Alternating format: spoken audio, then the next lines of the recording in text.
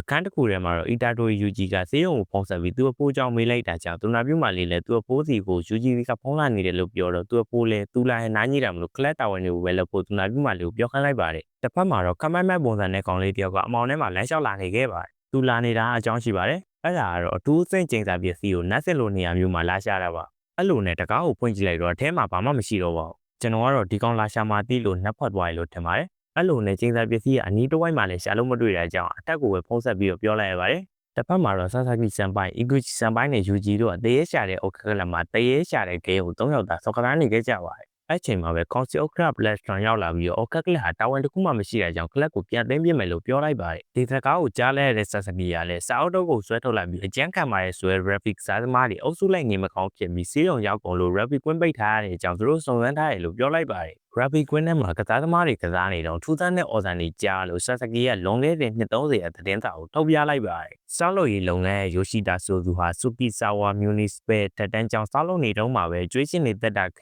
ပြီး graphic ကွင်းထဲမှာဖြစ်တဲ့ပြဿနာတွေကလည်းယိုရှိတာရဲ့အလောင်း graphic ကွင်းထဲမှာမြုပ်ထားလို့ဆိုပြီးအတင်းတင်းနဲ့မှရှောက်ပြောနေပါတော့တယ်Plastron ကတော့ graphic ကစားသမားတွေနေမကောင်းဖြစ်တာ exotic လို့ခေါ်တဲ့ insect မျိုးကြောင့်လေလို့သာပြောပြီးဒါအပြင် UG ဟာလည်းပြေးခုန်ပြေး cloud ကဖြစ်တာကြောင့် Oka Club ရဲ့အခြေခံစီးညင်လူ3ယောက်တောင်မပြည့်တာမလို့ club ကိုဖျက်သိမ်းပြမယ်လို့ပြောလိုက်ပါတယ် UG ကလည်းစီးရင်သွင်းတော့ကသူ Oka Club လို့ပဲရေးခဲ့တာလေလို့ပြောနေတော့မှာပဲပြေးခုန်ပြေးနီးပြတာကာကီရောက်လာပြီးငါပြင်ရေးလိုက်တယ်လို့ပြောလိုက်ပါတယ်ယူဂျီကလည်းပြေးခုံပြေးမလုပ်ချင်ဘူးလို့ပဲသတိုက်ညင်းနေတော့တာကာကီကသူနဲ့တန်လုံးပြပြိုင်လို့နိုင်ရင်စက်တက်လို့ဆုံးဖြတ်ခွင့်ပေးမယ်လို့ပြောလိုက်တော့ယူဂျီလည်းချက်ချင်းလက်ခံလိုက်ပါတယ်ဘေးနားမှာရက်နေတဲ့ Plastron ကတော့တော်တော်ပြဿနာရှာရဲစရာပဲလို့တွေးနေခဲ့ပါတယ်ညတော့ကကျင်းစာသင်းပစ္စည်းရှာတဲ့ကောင်လေးကလည်း Rappi ကွင်းကိုရောက်လာပြီးပစ္စည်းကိုဘသူယူသွားတာလဲလို့တွေးနေတော့မြေကြီးတွေကနေအစင်းနစ်ကျင်းစာကောင်ကထွက်လာပြီးတန်တိုင်းပေါ်တက်သွားတာကိုမြင်ပေမဲ့သူ့ရဲ့တာဝန်အထူးစင်းကျင်းစာပစ္စည်းကိုရှာဖို့ပဲမလို့ကြော်လာခဲ့လိုက်ပါတယ်အနီးနားမှာတော့စီယာတာကာကီနဲ့ယူဂျီကတန်လုံးပြပြိုင်နေခဲ့ကြပါတယ်စီယာတာကာကီကတန်လုံးရင်ပြစ်ပြီး14မီတာထိရောက်တော့စီယာတာကာကီရဲ့စတိုင်းရေးပိုင်းရှောက်လုံးနေပြီးယူဂျီလေးရောက်တော့တန်လုံးကိုကင်ပြီး baseball ပြစ်တယ်လို့ပြစ်လိုက်တော့တစ်ဖက်ဘောလုံးကွင်းရဲ့6တိုင်ဟိုကသွားထိကုန်သွားတော့တယ်ပေဂျိုးတိုင်းတဲ့သူတွေကယူဂျီရဲ့ပွားဝေးခန့်မှန်းကြီးမီတာ30လို့ပြောလိုက်တော့စီယာတာကာကီနဲ့ချားလူတွေလည်းမျက်လုံးပြူးသားနဲ့ကြက်စိတ်တီးကုန်ကြပါတော့တယ်ဆာဆာကီကတော့ယူဂျီဟာအကစားနဲ့လည်းအဆင်ပြေတာမလို့အော်ခက်ကလပ်ကိုမဝင်လဲရပါတယ်လို့ပြောလိုက်တော့ယူဂျီကစံပိုင်းတွေကကြောက်စရာကောင်းတာတွေကိုကြိုက်ပြီးကျွန်တော်မပိုင်လဲတရေချောက်တဲ့နေရာမျိုးတွေကိုမတွားရဲဘူးမလားလို့ပြောလိုက်ပါတယ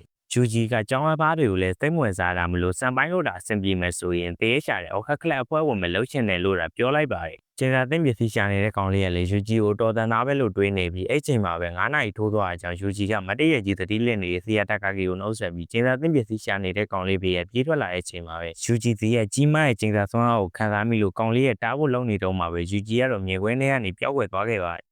အဲ့လိုနဲ့ယူဂျီကပန်းဆိုင်နဲ့ပန်းစည်းဝယ်လာပြီးဆေးရုံကသူ့အပိုးစီကိုရောက်လာတော့အပိုးကနောက်ဆုံးအနေနဲ့မင်းမိဘအေးကြောင့်ပြောပြမယ်လို့ပြောတော့ယူဂျီကစံမပြောတော့ဘူးတားလိုက်တဲ့အခါအပိုးကလည်းစံမပြောတော့ပ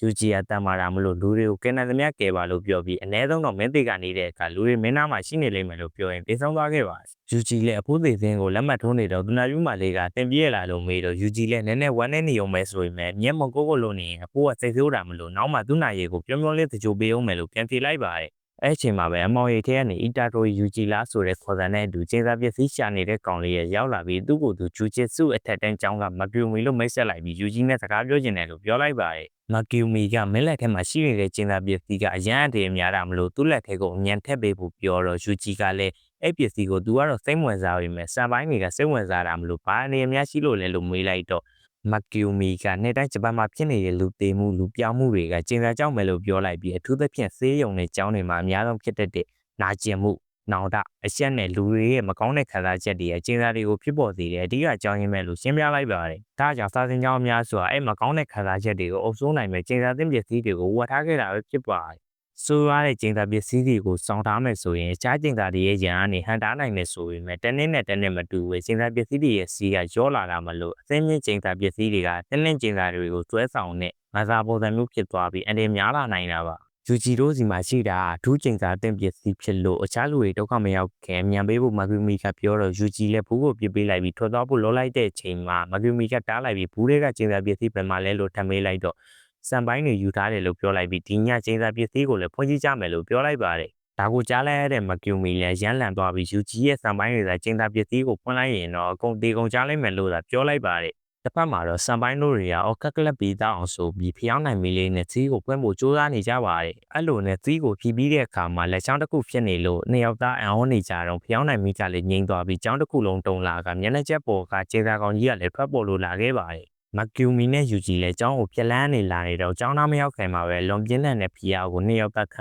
လိုက်ကြရပါတယ်မကျူမီကတော့ယူဂျီကိုနေခဲ့ဖို့တခြားပြောပြီးကျောင်းထဲကိုတယောက်တည်းဝင်သွားခဲ့ပါတယ်ဆာဆာကီတယောက်လည်းကျင်းသားကောင်တွေလက်ကနေပုံနေရတော့ရမ်းကြောက်လန့်ပြီးတန်တော်မထွက်ရဲဖြစ်နေရတဲ့အချိန်မှာခေါင်းကိုကျင်းသားကောင်စားတာခံနေရတဲ့အီကူချီကအကူကြီးတောင်းလို့လိတ်လိုက်တဲ့အချိန်မှာကျင်းသားကောင်တစ်ကောင်ကသူတို့ကိုရှာတွေ့သွားခဲ့ရပါပြီမကျူမီလည်းမြန်ပြေးလာနေတော့လမ်းမှာကျင်းသားကောင်တွေလာရှုံနေလို့ဒီမော်တော်တွေနဲ့ဖြည့်ရှင်းနေခဲ့ရပါတယ်နောက်ဆုံးမှာတော့ဆာဆာကီနဲ့အီကိုချီကိုဖမ်းချုပ်ပြီးစားဖို့လုပ်နေတဲ့ကျင်းသားကောင်တစ်ကောင်ကိုမကျူမီလည်းမြင်တွေ့လိုက်ရပါပြီတစ်ဖက်မှာလည်းယူဂျီတယောက်မကျူမီနောက်ကိုလိုက်ဖို့တွေးဝေနေခဲ့ပြီးမကျူမီကလည်းကျင်းသားကောင်တွေလက်ထိတ်ကနေဆာဆာကီတို့ကိုကယ်ဖို့မဖြစ်နိုင်လောက်တော့တဲ့အချိန်တွေမှာပဲပြတင်းပေါက်ကနေခြေကန်ချက်တစ်ချက်နဲ့ဝင်လာတဲ့ယူဂျီရဲ့လက်သီးကိုကျင်းသားကောင်ကတော့အားရပါရစားလိုက်ရပါပြီ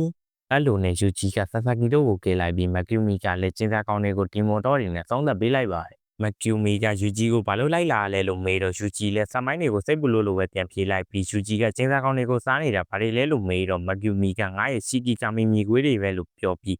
ပုံမှန်ဆိုဒီကျင်းသားကောင်တွေကမမြင်ရပေမဲ့တေကန်ဒီချင်းနေနဲ့အခုလိုချင်းနေတွေကလွဲလို့ပို့လို့ပဲပြန်ပြောလိုက်ပါတယ်အဲ့လိုနဲ့ယူဂျီတေးကဆာဆာကီကိုဆေးရုံပို့ပွေးမလိုက်တဲ့ချိန်မှာပဲဆာဆာကီစီကနေကျင်းသားတဲ့ပစ္စည်းကတွက်ကြလာခဲ့ပါတယ်ယူဂျီလည်းမကျူမီကိုပေးဖို့လုံးနေတော့မှပဲမျက်နှာချက်ပေါ်ကလက်ကြီးတစ်ခုကိုမကျူမီကမြင်လိုက်တာမလို့ယူဂျီကိုတွန်းထုတ်လိုက်ကထွက်ပြေးဖို့သာအော်ပြောလိုက်ပါတယ်ကျင်းသားကောင်ကလည်းမကျူမီကိုတိုက်ခတ်လိုက်တာကြောင့်စီကီကာမီမီခွေးနှစ်ကောင်လည်းပျောက်ကွယ်လို့သွားခဲ့ရပါပြီကျင်းသားကောင်ကမကျူမီကိုနေရန်ထိရောက်အောင်ကင်ပေါက်လိုက်တာကြောင့်မကျူမီလည်းပြန်မထနိုင်တော့ပဲခတ်တွင်းနေတဲ့ချိန်မှာပဲယူဂျီကလာရောက်တိုက်ခိုက်ပါတော့တယ်တစ်ချက်မှာတော့ယူဂျီကကျင်းသားကောင်ရဲ့ဖန်ဆီးတာကိုခံလိုက်ရတာကြောင့်လက်ထက်ရဲ့ကျင်းသားပစ္စည်းကလည်းလွင့်ထပ်သွားခဲ့ရပါပြီ။ဒါပေမဲ့ယူဂျီကကျင်းသားပစ္စည်းကိုပါးစပ်နဲ့ကိုက်ပြီးဖမ်းထားနိုင်တာကြောင့်ကျင်းသားကောင်စီကိုတော့ကြောင်မသွားခဲ့ပါဘူး။ကျင်းသားကောင်ကကျင်းသားပစ္စည်းကိုလိုချင်လို့ယူဂျီကိုပါစားဖို့လုံးနေတော့မှပဲယူဂျီဟာကျင်းသားပစ္စည်းကိုစားပစ်လိုက်တော့မကျူမီလည်းဒီကောင်တော့သေတော့မှာပဲလို့တွေးနေခဲ့ပါတယ်။ဒါပေမဲ့ယူဂျီကမသေးပဲချက်ချင်းမကောင်းစွာတကောင်လိုအားပြေးလာပြီးကျင်းသားကောင်ကိုတစ်ချက်တည်းနဲ့ဆုံးသက်ပေးလိုက်တော့ဒါကိုမြင်လိုက်ရတဲ့မကျူမီလည်းရမ်းအံ့ဩနေခဲ့ပါတယ်။ယူဂျီကတော့တိတိလွတ်သွားကမျက်လုံးလေးလုံးဖြစ်သွားပြီးတကယ်ကောင်းတဲ့ခစ်ကိုရောက်လာပြီးပဲအားလုံးကိုဆုံးသက်ပြစ်တော့မယ်လို့ပြောနေတော့မှပဲယူဂျီရဲ့အသေးစိတ်ကကြံဝင်လာပြီးသူများခန္ဓာကိုယ်နဲ့ဘာရှောက်လုံးနေတာလဲလို့ပြောလိုက်ပါတယ်မကျူမီကလည်းယူဂျီကိုမင်းကမကောင်းစွာတကောင်ဖြစ်သွားပြီမလို့ဂျူဂျစ်စုစီမင်းရတက်ပြရမယ်လို့ပြောနေခဲ့ပါတယ်